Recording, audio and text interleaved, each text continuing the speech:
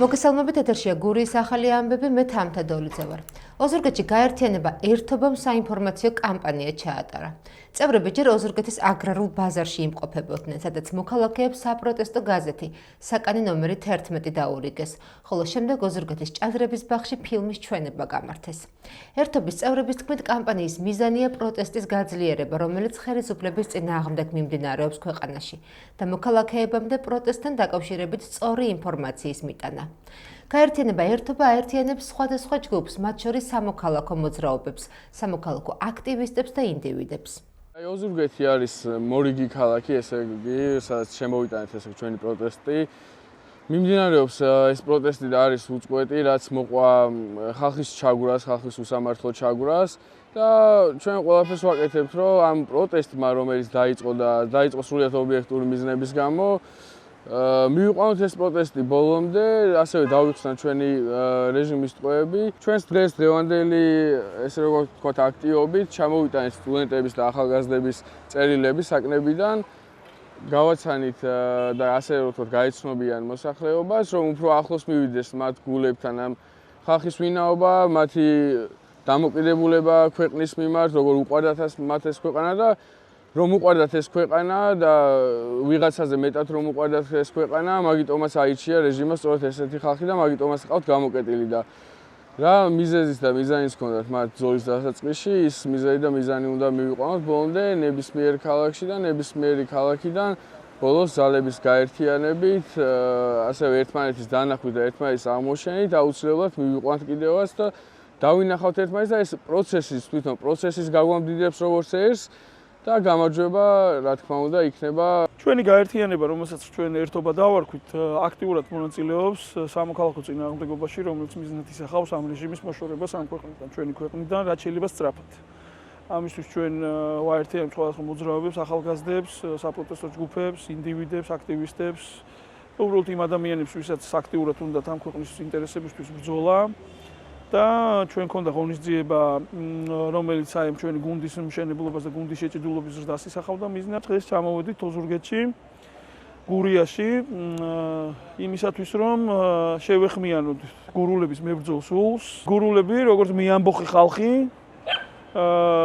ვიცით რომ თავის სიტყვას იტყვიან ამ ბრძოლაში და ერთად არ მივცემთ ამ რუსულ რეჟიმს დამკვიდრების შესაძლებლობას და ჩვენი ქვეყნის თავისუფლებისა და დამოუკიდებლობის აღკვეთის შესაძლებლობას. ჩვენ ახლა ვიყურებთ ოზურგეთში რა არის, რა განვითარების დონეა, სამწუხაროდ ეს ახლოსაც არ არის იმასთან თუ რა პოტენციალი აქვს რეალურად გურიას და თუნდაც ოზურგეთს. და თუნდაც აი ამ მიდამოებს და კაპროვანში ვიყავით ჩვენ გუში, არაჩვეულებრივი ადგილია და ახლოსაც არ არის იმ განვითარებასთან, რაც ჩვენ უნდა გქონდეს რეალურად ჩვენ რო ევროპულ გზაზე ვიდგეთ და დემოკრატიული განვითარების გზაზე ვიდგეთ. იმ დოლათის გენერირებასთან ახლოსაც არ არის ეს ყველაფერი. რეალურად გვატორმუზებს ეს რეჟიმი თელს ერს გურიის ჩათვლით.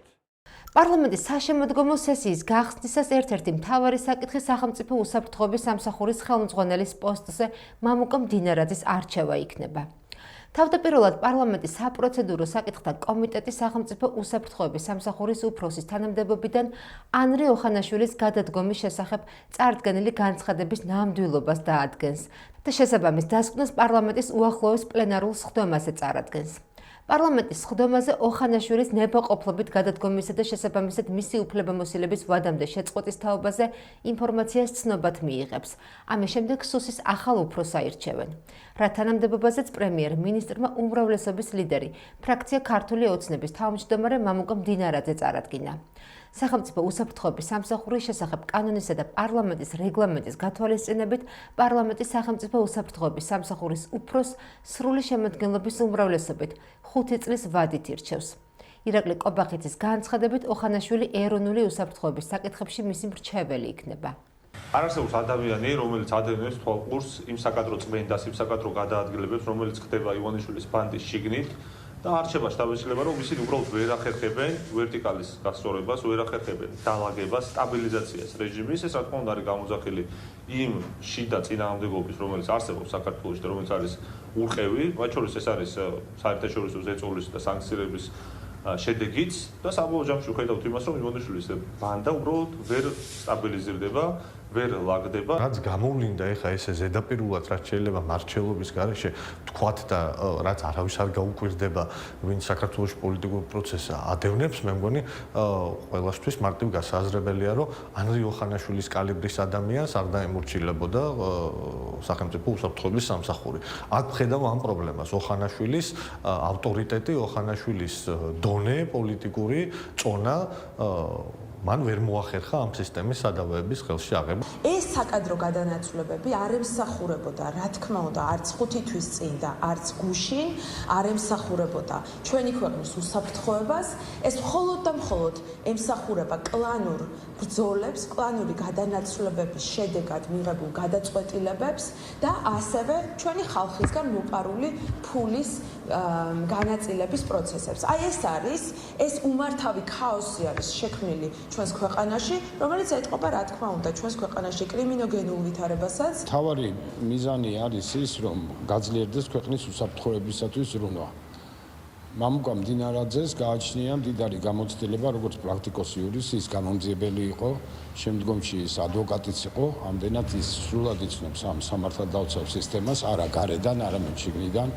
ის საკმაოდ ახალგაზრდა იყო, როდესაც ამას აკეთებდა და დიდი გამოცდილება დაუგროვდა წლების განმავლობაში. ახალი ამოცანებიდან გამომდინარე უსაფრთხოების მიღებული იქნა ეს გადაწყვეტილება, რომ უფრო მობილური ყოფილიყო ხელმძღვანელი ასეთ საკითხებში, ასე რომ მას წარმატებას უსურვებდა. მე პრემიერ-მინისტრზე მეტი არ შემიძლია ამ შემთხვევაში ვისაუბრო, მან ჩათვალა საჭიროდ, რომ ამ ეტაპზე ეს ცვლილებები იყო აუცილებელი, სხვადასხვა ფაქტორიდან გამომდინარე. ერთადერთი უპირველეს ყოვლისა, რა თქმა უნდა, მე მადლობა მინდა გადაუხადო ბატონ ანრის და დარწმუნებული ვარ, რომ ის არსად არ მიდის და ის გააგრძელებს თავის საქმიანობას ამავე სფეროში. ბევრი წელია ვიცნობ ბატონ მამუკას, არ არსებობს გამოწვევა, რასაც იგი გამართულად ეფექტიანად წარმატებით არ უპასუხებს და ამიტომ აქაც დარწმუნებული ვარ და მშვიდად ვარ, იმიტომ რომ სახელმწიფო უსაფრთხოების სამსახური იქნება გამოცდილი პროფესიონალის ხელში. გურიაში შეკვეთილში მუსიკოსთა პარკში გემო ფესტი, გასტრონომიული და კულტურული ღონისძიება გაიმართა. ღონისძიება 2 დღის მანძილზე გრძელდებოდა. გემო ფესტში მონაწილეობას იღებდა 13 ადგილობრივი მეწარმე, რომელიც სპეციალურად ამ ფესტივალისთვის გადამზადდა. გემო ფესტის ორგანიზატორი ტურიზმის ეროვნული ადმინისტრაციაა, რომლის ხელმძღვანელიც აცხადებს, რომ ღონისძიებები ხელს უწყობს რეგიონის ტურისტულ განვითარებას. ადგილობრივი მეწარმეების პოპულარიზაციას და ქართული სამზარეულოს უკეთ წარმოჩენას, როგორც ქვეყნის შიგნით, ასევე საერთაშორისო დონეზე.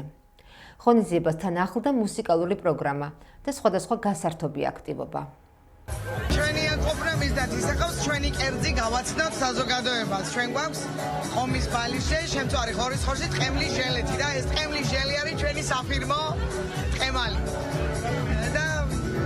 მინდა რომ გასინჯოს ყველამ და თქვას ჩვენ სახელიდან გამომდინარე უფრა შუშვანიო. შუშვანი გურული სიტყვა, რაც ფილმჟავე გემოსნიშნავს. ჩემ კერძს ქვია ჟორიკოს კრიმანჭული და იმიტომ დავარქვი, რომ მინდა რომ კრიმანჭული ამღეროს ჩემმა კერძმა. ხოლმე კერძს წარმოადგენ, ეს არის ბუძისმულა და კიდევ წარმოადგენ ღომის ფაფასა და თათმის ჩახრაკულს.